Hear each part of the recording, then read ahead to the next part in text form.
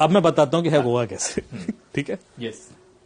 तो फिर लोग मुझे सुनाते हैं कि सर आप ऐसे मत क्या कीजिए, ओपनली बता देते हैं, क्रिमिनल्स मिसयूज करेंगे। एक टेक्निक बताऊंगा, ऐसी 12 तरीके हैं, लेकिन मैं एक तरीके। अच्छा, 12 तरीके से हैक हो सकता है? हाँ, 12 सिंपल तरीके हैं। Okay sir. लेकिन ऐसा ना हो कि क्रिमिनल्स ही मिसयूज करने लगे। सबसे पहला तरीका है कॉल मर्जिंग टेक्निक, या कॉल, हाँ तरीके बताता हूँ। Call merging technique, call forwarding technique, voice mailing technique, QR code, screen sharing techniques, apps के थ्रू। तो जो कॉल मर्जिंग टेक्निक है वो कैसे काम करती है, मान लीजिए आप मेरे मित्र हैं ही जी। और आपको एक कॉल आता है और वो कॉलर कहता है कि ध्रुव जी, अमित जी ने आपका नंबर दिया और हम एक इवेंट कर रहे हैं दिल्ली में, ताज होटल में, और आपको इनवाइट करना है और we want you to host that event, या कुछ मीडिया के लोग चाहिए। तो आप बातचीत शुरू कर देंगे, आपको लगेगा कि अमित का रेफरेंस दिया है, विश्वास है, क्रेडिबल नाम है। फिर वो कहेगा Dhruv ji, I think Amit is also calling you, आप एक काम कीजिए, वो कॉल मर्ज कर दीजिए, हम तीनों आपस में बात कर लेते हैं, क्योंकि हमने उनको भी इनवाइट किया। तो आपको एक और कॉल आ रहा होगा पैरेलली, आप कहेंगे यार ये अमित का नंबर तो नहीं है।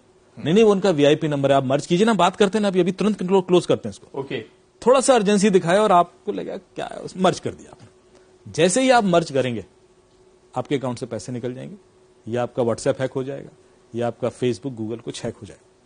क्यों हैक हुआ? आपने कोई ओटीपी दिया? नहीं दिया।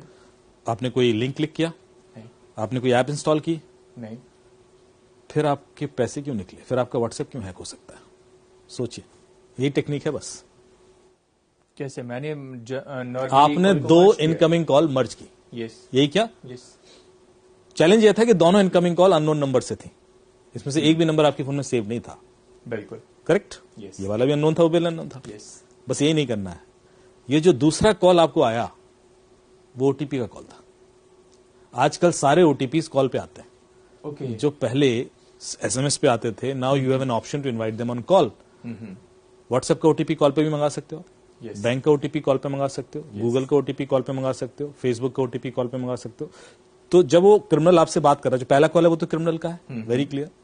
उसने कहा अमित जी का कॉल आ रहा है, अमित का इस कॉल से कोई लेना देना नहीं है। तो दूसरा कॉल वो बैंक का है, वो बैंक के ओटीपी का कॉल है। आपने कॉल मर्ज कर दिया, जैसे ही आप कॉल मर्ज करोगे तो क्रिमिनल को ओटीपी सुनाई दे जाएगा।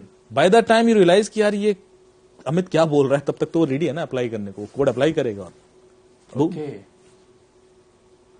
तो आपका ओटीपी ही तोड़ाना है। बिल्कुल। उसके बाद लगता है कि आपने ओटीपी बताया नहीं, फिर भी आपके अकाउंट से पैसे निकल गए। तो एक और चीज मैं हमेशा बोलता हूं अपने अवेयरनेस सेशन में, कि जितने भी आपने poster banner cyber safety awareness के देखे होंगे, उसमें लिखा होता है अपना ओटीपी मत दीजिए, ओटीपी मत दीजिए। आज सुबह से सुने जा रहा हूं मैं। बिल्कुल सर। रेडियो पे भी ये चिल्लाते रहते हैं। एक्चुअली कोई कभी ओटीपी देता ही नहीं है। अभी आप कितने भी केसेस देख लीजिए, कभी ऐसा हुआ कि आपसे कहा हुआ कि ध्रुव जी अपना ओटीपी बताइए, हाँ लीजिए ना, लिख लीजिए।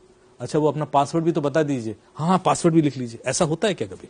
नॉर्मली क्या अपना पासवर्ड मत दीजिए, ओटीपी कोई नहीं देता। 99.99% लोग नहीं देते। बहुत ही रेयर होगा जो शायद दे भी दे। ओटीपी एक तरीके से निकाला जाता है, एक कहानी होती है उसके पीछे, और वो कहानी जब तक लोगों को पता नहीं होगी, और वो कहानी सुनना चाहूंगा सर। वो तो निकलता रहेगा। जी बताइए। तो एक बड़ी इंटरेस्टिंग और ओटीपी निकालने की कहानी बताता हूं। मेरे एक मित्र हैं, वो यूएस से आए हुए थे, यूएस में एक कंपनी में काम करते हैं। लखनऊ में थे, अपनी माता जी को थोड़ा सा तीर्थाटन करा रहे थे, वो घुमा रहे थे। तो शायद उस दिन उनको दिल्ली आना था, बनारस से लखनऊ आए होंगे और लखनऊ से दिल्ली आ रहे थे। तो फ्लाइट उसमें थे, एयरपोर्ट पर थे। तो उनकी माता जी थोड़ी सी थकान फील कर रही थी, और फिर उसके बाद दिल्ली से शायद वापस यूएस का कोई फ्लाइट था उनका। तो उन्होंने सोचा कि दिल्ली जब लैंड करेंगे, उसके बाद जो उनका ड्यूरेशन है अगली फ्लाइट का, वो 6-7-8 घंटे का है, तो उस दौरान एयरपोर्ट के पास कोई होटल ले लेते हैं, वहां रेस्ट कर लेंगे। तो वो गूगल पे उन्होंने सर्च किया दिल्ली एयरपोर्ट के आसपास कोई होटल, तो उनको एक नंबर मिल गया लेमन ट्री का। अच्छा। तो उन्होंने तुरंत कॉल लगा दिया। तो आप लेमन ट्री से बोल रहे हैं? हाँ जी लेमन ट्री से बोल रहे हैं। वो एक अभी मैं लैंड करने वाला हूँ 2 घंटे बाद, तो आप एक रूम बुक कर दीजिए, हिसाब कर देंगे। क्या चार्जेस? बताए इतने चार्जेस। बोले यार हमें तो 4 घंटे के लिए चाहिए, आप थोड़ा सा कंसेशन दे दीजिए। बोले सर वो तो अप्रूवल लेना पड़ेगा और ऐसा वैसा। Please please please. फिर थोड़ा ड्रामा किया उसने, कहा साहब अप्रूवल ले लिया हमने, 1800 रुपए में आपको 4 घंटे के लिए दे देंगे। वेरी गुड यार, मतलब एक अच्छा होटल आपको 4 घंटे की थोड़ा डिस्काउंट दे दिया उसने। तो बोला ठीक है सर आप कर दीजिए बुक। तो बोले आप पेमेंट कर दीजिए। तो बोले आप अपना कार्ड डिटेल दीजिए। बोले कार्ड डिटेल में कैसे दे दूं? बोले अरे मैं आपसे ओटीपी थोड़ी ना मांग रहा हूं, मैं आपसे कार्ड डिटेल मांग रहा हूं, ओटीपी मत बताना। हाँ पॉइंट उसने कार्ड डिटेल दे दिए। उसने कार्ड डिटेल भरे। उसने कहा सर वो 1600 रुपए का मैंने ओटीपी भेजा है, आप देख लीजिए ओटीपी आया होगा। तो उन्होंने देखा 1600 रुपए का ओटीपी आया था। उन्होंने कहा ये लीजिए। उसने ओटीपी डाला, 1600 रुपए चले गए। अब वो बंदा बोला ठीक है मुझे बुकिंग नंबर दे दीजिए। बोले सर वो पेमेंट रिफ्लेक्ट नहीं कर रहा है आप। ओके, कर ऐसे कैसे हो सकता है? और इधर 1600 रुपए कट और दिए। हमारे अकाउंट से निकल गया, एसएमएस आ गया। बोले पता नहीं सर यहाँ रिफ्लेक्ट नहीं कर रहा है, हमारे अकाउंट में आया नहीं अभी तक। तो थोड़ा बहस होने लगी, यार मैं तो निकल गया और मैं तो ऐसा है। इतने में वो बोर्डिंग अनाउंस हो रही है कि फ्लाइट का, क्योंकि वो टाइमिंग ऐसा है। तो उनको लग रहा है यार क्लोज हो जाए मैटर तो पहुंचू वहां पे तो क्लियरिटी हो जाए, वरना फिर वही ड्रामा। तो बोलते हैं नहीं सर वो आया नहीं है पैसा, और अभी मैं कैसे रेफरेंस नंबर दे दूं, और तो जब तक आएगा नहीं कर सकता। एक काम कीजिए सर, आप ना मुझे अपना जो आपके अकाउंट से पैसे निकले हैं, बोले हाँ, तो उसका स्क्रीनशॉट भेज दीजिए तो मुझे कंफर्मेशन आ जाएगी। बोले हाँ कोई दिक्कत नहीं। उसने स्क्रीनशॉट लिया, भेज दिया। अब ये देखिए साइकोलॉजिकल गेम देखना, जो स्क्रीनशॉट भेजना आपके दिमाग में फीड करना था उसका पर्पज, कि आपको लगे कि स्क्रीनशॉट भेजने से कोई दिक्कत नहीं होती। तो आपने स्क्रीनशॉट लिया, भेज दिया, और वो उसने देखा। अब उसका रिएक्शन था, अरे सर यू आर राइट, 1600 रुपए दिए आपने, आपके तो अकाउंट से निकले, अब तो यू एब्सोल्युटली राइट सर।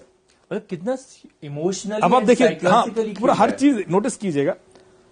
तो फिर मेरे अकाउंट में क्यों नहीं दिख रहा है? मतलब कहीं गड़बड़ है सर। आप एक काम कीजिए, हो जाता है कई बार सर ऐसा, आप ₹1 और ट्रांसफर कीजिए, क्योंकि कई बार क्या होता है वो पिछला वाला ना क्यू में अटक जाता है। तो ₹1 जब निकलेगा तो ये वाला भी एसएमएस आ जाएगा। अब पढ़ा लिखा आदमी है, सब जानते हैं कि ऐसा नहीं होता, लेकिन कम्युनिकेशन इतना डेंस हो चुका है, इंटेंस। तो उन्होंने कहा ठीक है साहब ₹1 और कर लेते हैं, ₹1 में क्या नुकसान है। तो उसने बोले ₹1 का फिर ट्रांजेक्शन किया। बोले सर वो ओटीपी आया होगा बता देना। तो इन्होंने देखा तो वो ओटीपी 16,000 रुपए का था। बोले यार ये ओटीपी तो 16,000 का है। बोले नहीं सर ₹1 ट्रांसफर किया मैंने। क्या बात कर रहे हो आप, मैं 16,000 क्यों ट्रांसफर करूंगा? अरे बोले नहीं ओटीपी 16,000 का। बोले नहीं नहीं ₹1 का, नहीं 16,000 का, ₹1 का। अरे आप स्क्रीनशॉट भेजिए सर। स्क्रीनशॉट भेज दिया। फिर दोबारा आप समझे नहीं बात को। पहली बार जब स्क्रीनशॉट भेजा था तो उसमें ओटीपी नहीं था। अब जो स्क्रीनशॉट भेज रहे हो उसमें तो ओटीपी है। आपसे सीधे सीधे ओटीपी नहीं मांगा, आपसे घुमा से स्क्रीनशॉट निकलवा लिया। बात तो वही है ना। तो पहली वाली एक्सरसाइज में उसने सिर्फ आपके दिमाग में डाला कि स्क्रीनशॉट भेजने से दिक्कत नहीं होती। जैसे ही दूसरी बार में स्क्रीनशॉट भेज जाओ, उसने ओ ये क्या कर दिया मैं तो ओटीपी भेज दिया। तो उसने अप्लाई किया, निकल गए 16,000। ये तो फ्लाइट बोर्ड करने वाले थे। तो आप देख रहे हो टेक्निक्स कितनी सोफिस्टिकेटेड। हर ओटीपी के पीछे कहानी है, और ऐसी 12-13 कहानियां जो ओटीपी चुराने की ही है मेरे पास अलग अलग क्लाइंट से आती।